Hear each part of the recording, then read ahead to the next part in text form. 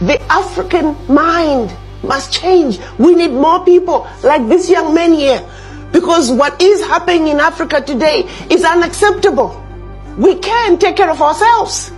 We have the largest arable land on the continent, and yet in some countries we are importing food.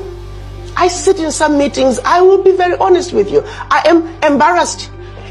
When you look at the things that we are doing as Africans, it's unacceptable. So yes, at the African Union level, we are talking about regional and continental integration. The buzz is there. We all know what needs to be done in order for Africa to move forward. I know there are others who talk about corruption. Oh yes, we know. We got corruption within the country. But while we are working on corruption within our continent, we must also ask for that corruption that has always been there, that is coming from outside. Because that's another corruption that nobody is talking about. They all make it look like, oh, corruption in Africa. Yes, we have corruption, but there's even more corruption coming from outside. I mean, some of you, if you ever have the opportunity to fly low above DRC or some of the Central African countries, you'll find tarmacs in the middle of the jungles. Those are the things I'm talking about, nobody ever talks about.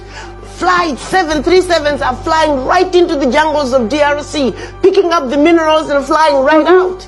In the areas of the Kasai, nobody can get to. Who is talking about those things? Nobody. There is so much more of that corruption.